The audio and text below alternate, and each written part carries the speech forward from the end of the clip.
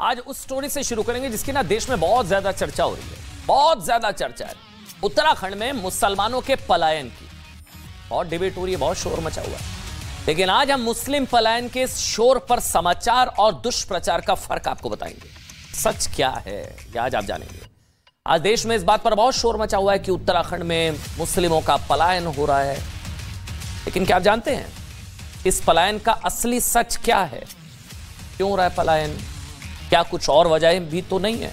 मुस्लिम पलायन के पीछे वजह लव जिहाद के आरोपों के बाद हुआ हंगामा है या पुलिस वेरिफिकेशन की वो प्रक्रिया है जिसे अप्रैल मई में फिर से शुरू किया गया वजह है, या फिर देवभूमि उत्तराखंड में अवैध मस्जिदों, मजारों, इलीगल एंक्रोचमेंट पर धामी सरकार का बुलडोजर, उसको रोकने के लिए कोई सोचा समझा प्लान है क्या? ये वजह हो सकती है क्या? उत्तराखंड में लव जिहाद के खिलाफ अचानक प्रदर्शन हो रहे हैं या फिर ये लव जिहाद और डेमोग्राफी बदलने की साजिश को लेकर वर्षों से उबल रहा लोगों का आक्रोश है? तो अचानक प्रेशर कुकर की तरह फट पड़ा है। आज आपको दिखाएंगे।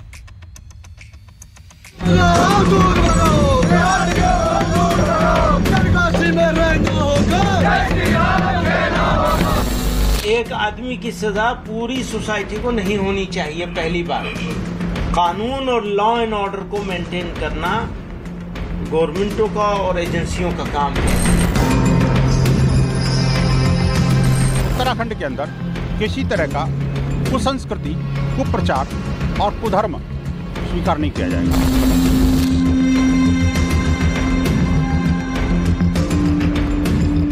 शांति से काम लें। अगर कोई दोषी होगा तो उसके खिलाफ कानून काम करेगा और कानून किसी को भी हाथ में लेने की इजाज़त नहीं है। लगे बाजार 15 तारीख तक के, लेकिन हमने दुकान नहीं खोली। मतलब भाई डर है थोड़ा बहुत, कुछ नहीं है। अन्य हमें किसी ने कोई कुछ नहीं सताया यहाँ पे। किसी ने कोई हम बाजार में घूम रहे, फिर रहे, उधर जा रहे, कोई कुछ। दुकान मालिक ने भी दबाव बनाया है कि भाई ये दुकान खाली कर दो।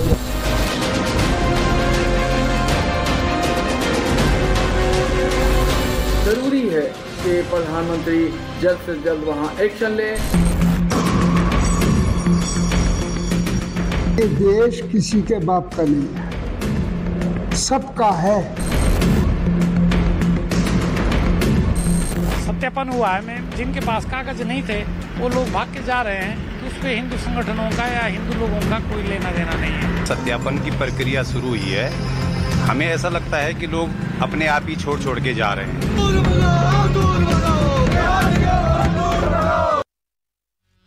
देखिए, कुल मिलाकर ना आज ज्यादा चर्चा जो हो रही है, आप भी कर रहे होंगे, वो मुस्लिम पलायन की है। लेकिन लव जिहाद और गायब हिंदू बेटियों के परिवार की दर्द की कोई बात ही नहीं कर रहा। हमको जब ये खबर मिली कि मुस्लिम परिवारों का पलायन हो रहा है तो न्यूज़ 18 के संवाददाता प्रियंका इस वक्त ग्राउंड जीरो पर है। उन्होंने मुस्लिम परिवारों से बात की, तमाम उन लोगों से बात की, स्टेक होल्डर्स के बात की, तो हमको कुछ और ही एंगल समझ में आया इसमें। देखिए, आज आपको ये बात तो बताने वाले कई लोग हैं जो उत्तराखंड में मुस्लिम पलायन के लिए बताएंगे कि बहुत मजबूर हैं। लेकिन क्या आपको किसी ने भी ये बताया कि रिपोर्ट्स के मुताबिक उत्तराखंड में पिछले 3 सालों में 1035 बच्चियां गायब होने की खबर है।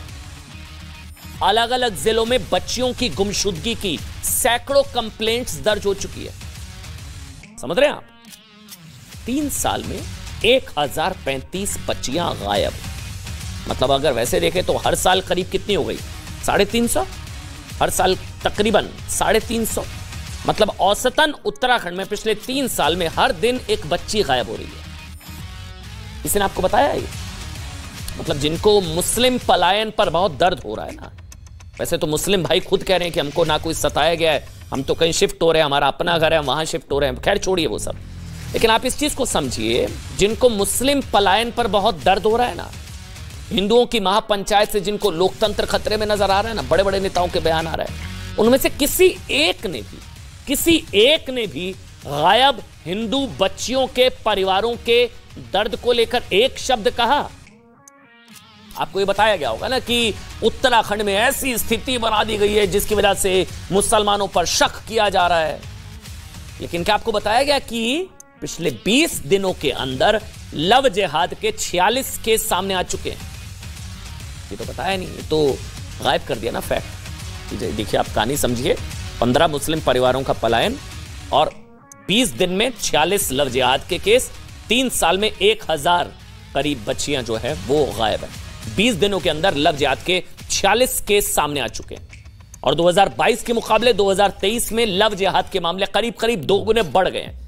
अब यह खबर की बात करनी जरूरी है, लेकिन इस खबर की कोई बात नहीं कर रहा। देखिए आपको यह बताया जा रहा होगा कि उत्तराखंड में जो महापंचायत होने वाली थी या जो हो रही है, अब नहीं हो रही, अब तो कैंसिल हो गई, इजाजत नहीं मिली, लेकिन जो महापंचायत होने वाली थी वो मुसलमानों के खिलाफ है। ये बताया जा रहा था ना कि उनको भगाने के लिए ये सब बताया जा रहा था। पर क्या आपको यह भी बताया गया कि यह महापंचायत उत्तराखंड की बेटियों के खिलाफ लव जिहाद की साजिश, हिंदू बेटियों के हक, उनके परिवार के लिए और उन लोगों के सत्यापन की मांग को लेकर है जो फर्जी नामों से, शब्द को ध्यान रखिएगा, ये वेरिफिकेशन प्रोसेस की पूरी कहानी मैं आपको बताऊंगा। जो महापंचायत होने वाली थी उन लोगों की मांग थी कि उन लोगों के सत्यापन की मांग हो रही थी जो फर्जी नामों से, फर्जी पहचान से राज्य में रह रहे हैं और स्टेट की डेमोग्राफी बदलने की कोशिश के आरोप उन पर लग रहे हैं। मतलब उनको कागज दिखाने पड़ने थे। जो पुलिस वेरिफिकेशन इसका जो प्रोसेस चल रहा है, और यह भी कहा जा रहा था, इस महापंचायत में भी एक इशू था कि कागज आपको दिखाने होंगे कि आपकी असल पहचान क्या है, आपको डॉक्यूमेंट दिखाने थे, वेरिफिकेशन चल रहा था। कहीं यह भी एक वजह तो नहीं है पलायन के पीछे? आज इसी को हम डिकोड करेंगे और इसी वजह से ना उत्तराखंड में उन लोगों के सत्यापन, मतलब पुलिस वेरिफिकेशन की मांग हो रही है जो फर्जी हिंदू नामों से, फर्जी पहचान से या दुकान खोल रहे हैं, कारोबार चला रहे हैं, ये यहां के लोग कह रहे हैं, स्थानीय लोग, और ऐसे नकली हिंदू देवभूमि की डेमोग्राफी बदलने की असली साजिश में लगे हुए हैं। लेकिन उत्तराखंड में सत्यापन से पहले हम आपको पलायन से जुड़ी पूरी इनसाइड स्टोरी आज बताएंगे, जिससे आप ये खुद समाचार वर्सेस दुष्प्रचार, समाचार और दुष्प्रचार के बीच का फर्क आप आसानी से आज समझ जाएंगे। देखिए, पहला दुष्प्रचार यह फैलाया जा रहा है कि पूरे उत्तराखंड में मुस्लिम परिवारों को घर छोड़ने के लिए मजबूर किया जा रहा है। यह दुष्प्रचार है। समाचार यह है कि जिन मुस्लिम परिवारों ने घर छोड़ा है, आज यह खबर जब हमको मिली, न्यूज 18 की संवाददाता प्रियंका ग्राउंड जीरो पर है। उन्होंने मुस्लिम परिवारों से बात की, भाई आप ही बताइए हुआ क्या। वो जिन्होंने भी मुस्लिम परिवारों ने जो घर छोड़ा है वो उत्तराखंड की 70 विधानसभा सीटों में से सिर्फ एक सीट यानी कि पुरोला से है नंबर 1।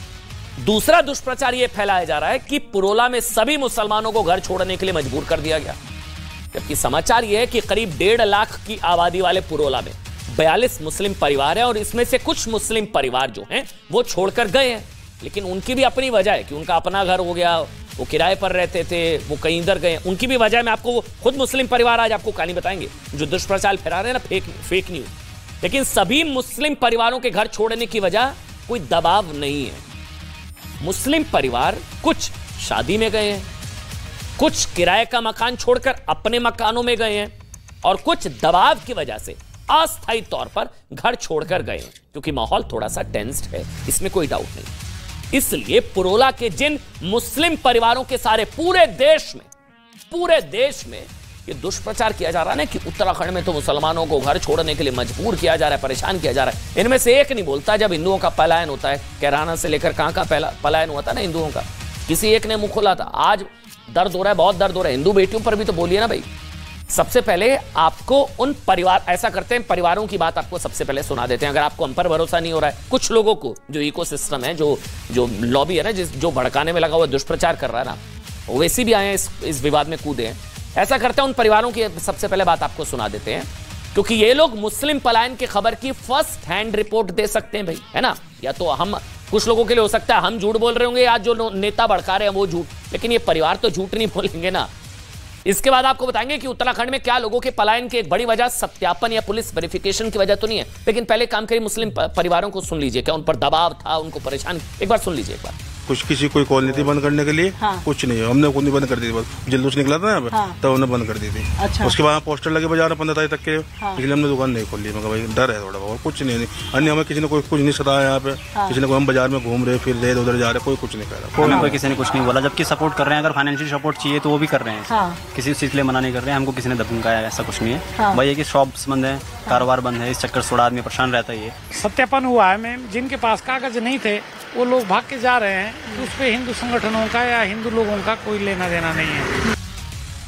अच्छा, ये जो बीच में एक शख्स थे, उनको अगर आपने ध्यान से सुना होगा कि हिंदू भाई मदद कर रहे हैं, कि कोई फाइनेंशियल सपोर्ट चाहिए, कि कोई मदद चाहिए, तो वो फाइनेंशियल सपोर्ट के लिए था, ये इन्होंने बोला है, जो बीच में आपको नजर आ रहे हैं ब्लैक टी शर्ट में। आज क्या हुआ, न्यूज़ 18 संवाददाता प्रियंका ग्राउंड जीरो पर थी, वो अलग अलग मुस्लिम परिवारों से मिली, उन्होंने जो कहानियां हम तक पहुंचाई है, ये मुस्लिम परिवार तो झूठ नहीं बोलेंगे, वो कह रहे हैं कि भाई हमको तो मदद कर रहे हैं हिंदू परिवार, ऐसा कोई मुद्दा ही नहीं है, कौन भड़का रहे हैं, ये सारे नेता वेता भड़का रहे हैं, जितने ट्वीट करते हैं कुछ ओवैसी से लेकर सारे भड़का रहे हैं, हाय हाय मुसलमानों को भगा दिया, ये हो रहा है उनके साथ। अरे मुस्लिम परिवार बोल रहे हैं भाई कुछ नहीं, हमको कोई नहीं सताया जा रहा है, क्यों डरा रहे हैं भाई? ये डर नहीं रहे हैं, आप लोग डरा रहे हैं।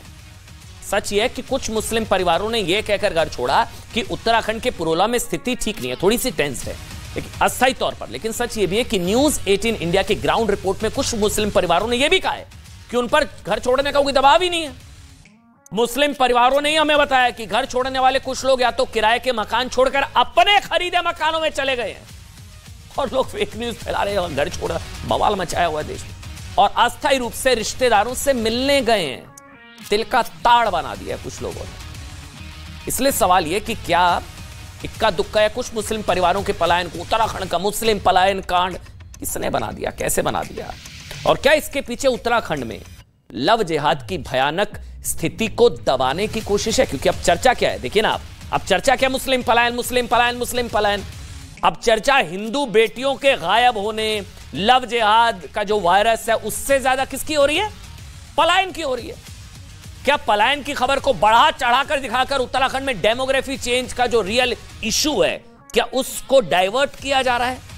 क्या पलायन, मुस्लिम पलायन की बातें करके सवाल को दबाया जा रहा है कि आखिर उत्तराखंड में सैकड़ों हजारों की संख्या में फर्जी मजारे, अवैध जो इलीगल एंक्रोचमेंट है, जो इलीगल एंक्रोचमेंट करके जो मजारे बना दी गई, अवैध मस्जिदें हैं, कैसे खड़ी हो गई, और क्या यह देवभूमि का स्वरूप बदलने की कोई साजिश है? उत्तराखंड के इन 4 गंभीर सवालों के, जो 4 सवाल मैंने पूछे ना, इन 4 गंभीर सवालों का जवाब सिर्फ सत्यापन से ही मिल सकता है।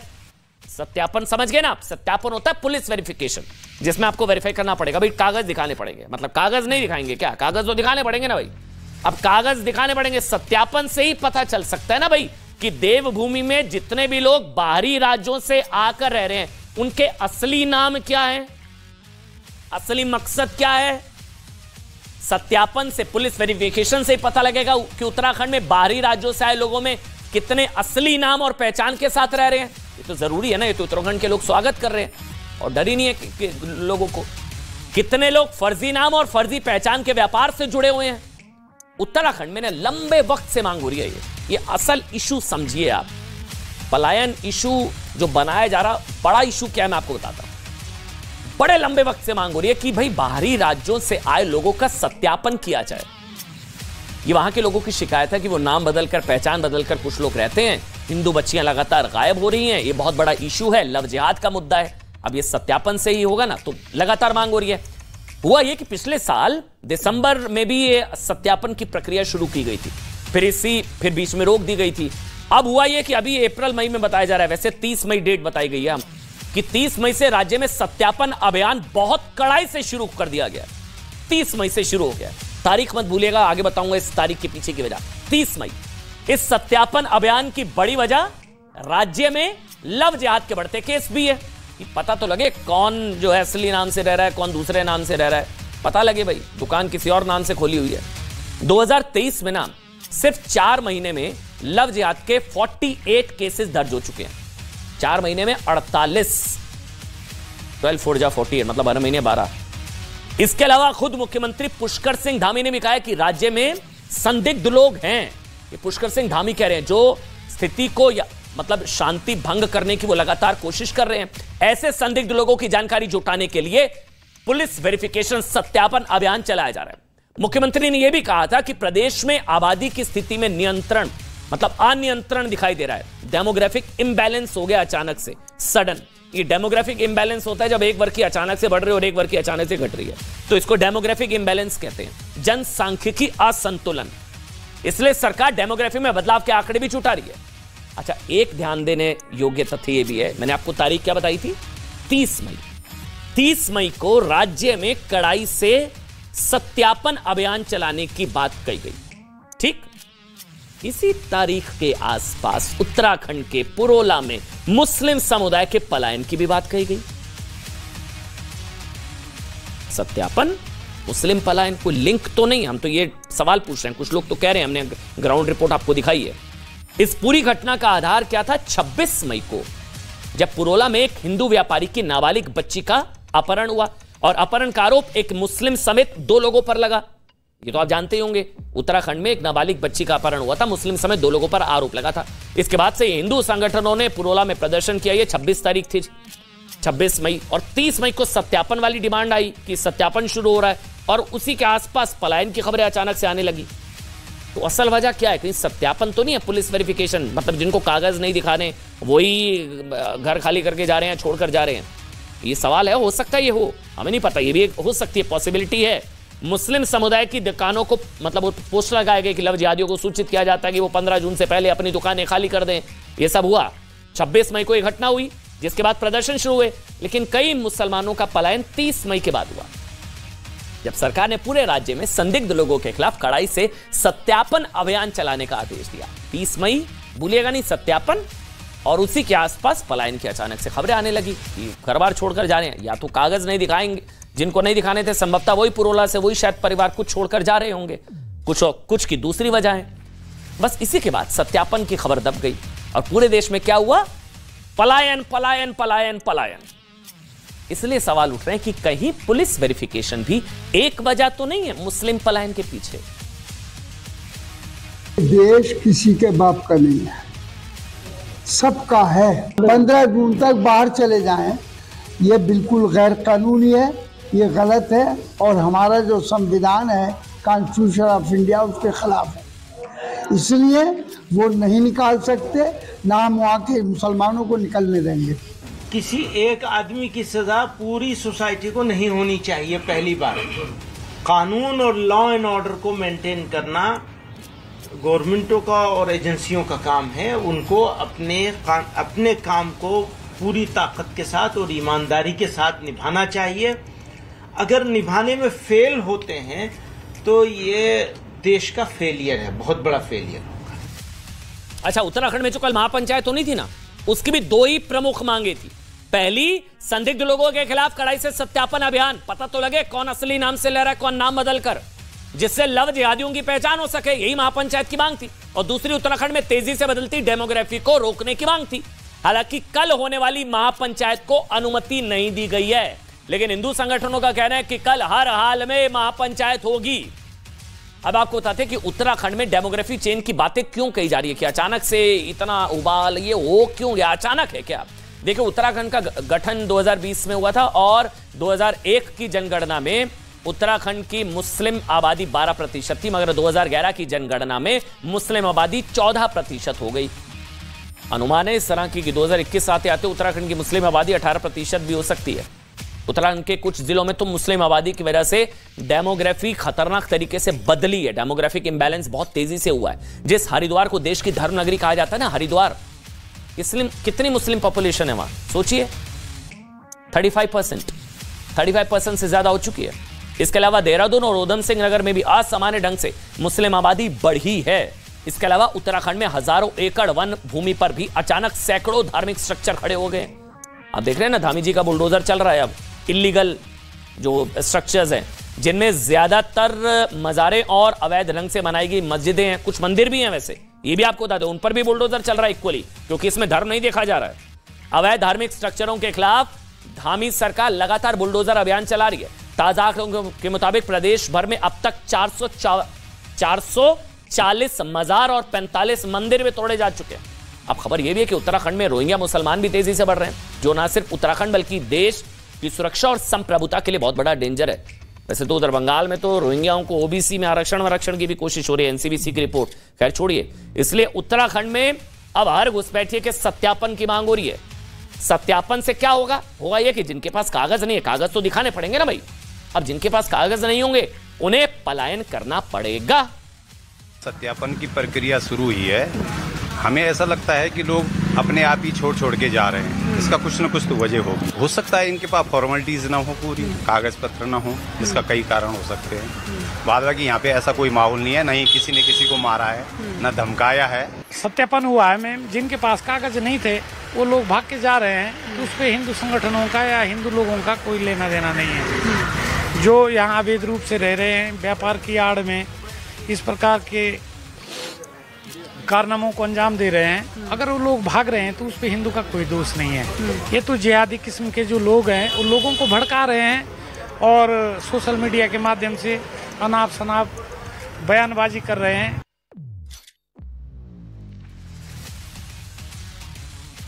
अब